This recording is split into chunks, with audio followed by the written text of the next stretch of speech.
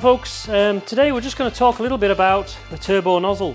Now this particular bit of kit, absolutely brilliant, super powerful nozzle basically. It's designed to swirl the actual water without misting and give you really a sort of wide coverage of cleaning performance on fairly stubborn dirt. So for example in marine applications, the bottom hulls of boats and things like that, where you really need to get in there and clean off any sort of hard wearing substances that are on there.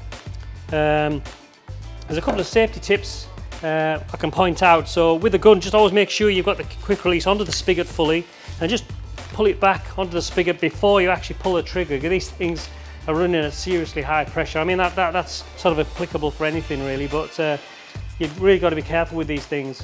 The other thing is when you actually start the actual clean, always have it facing down. So before you actually pull the trigger, face it down first, then pull the trigger, and then take it up to maybe something like the hull of a boat or something like that to clean off barnacles, whatever.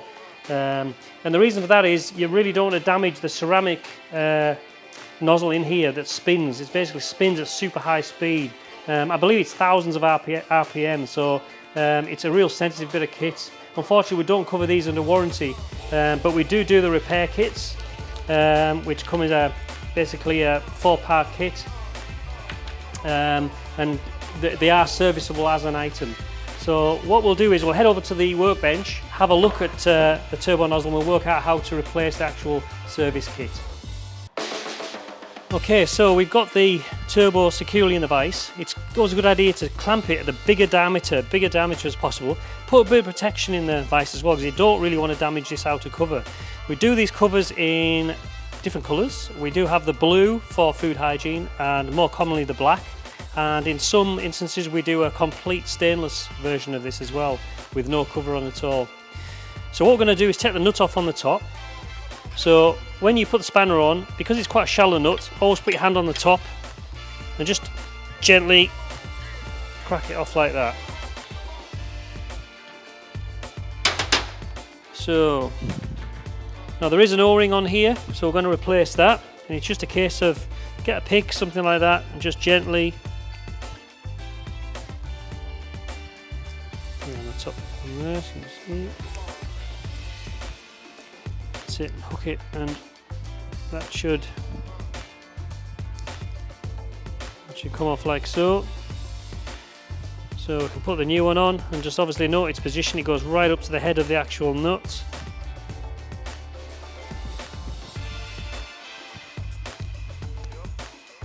Okay, so now it's located onto the actual nut itself. So the next thing we can do is take the actual spinner out. And just when you do this, just note it's always a good idea to just tap it out onto a bit of blue rag, or you could do it into your hand, and just make sure there's no grit in there or there's nothing broken. In most instances when you're doing this, you're replacing this anyway, so you'd want to replace this part along with the nozzle itself. So we've got that out of there, and what we can do now is turn it back over onto the top, and again just put it on the biggest part of the diameter of the nozzle itself.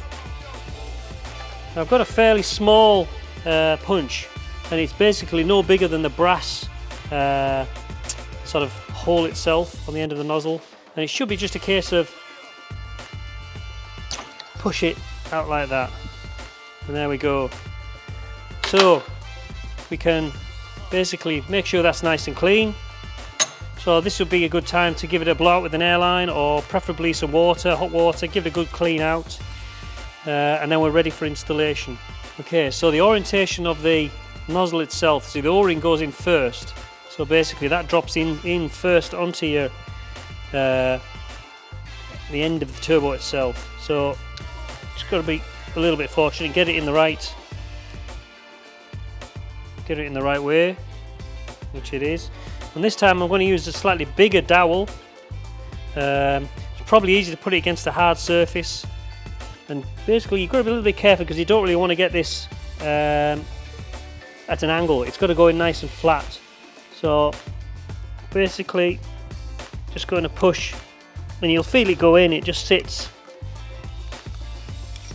at the end of the nozzle obviously, and then make sure when you turn it around it is actually orientated flat, which it is. So then it's a case of putting the actual spinner into place. Obviously the white tip goes in first, and that basically sits in there like so. And again, we could, if it's got an O-ring, there's no real any need to put any lock thread on there. You could do if you wanted to, but certainly because it's got an O-ring, it's going to seal okay, and it certainly shouldn't come undone. So we can do that hand tight.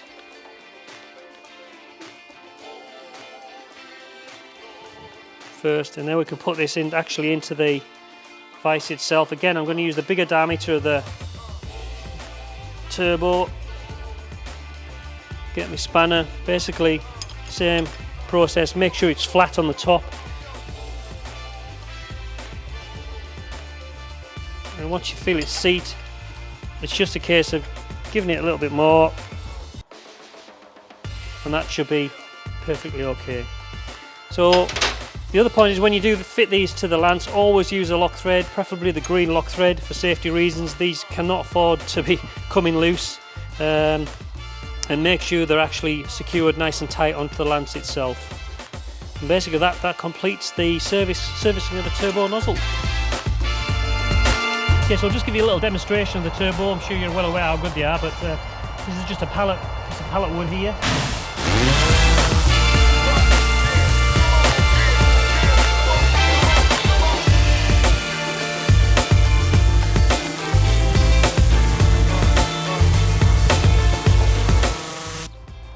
Okay, so it is in effect starting to cut the wood away, so it just shows you how good they are.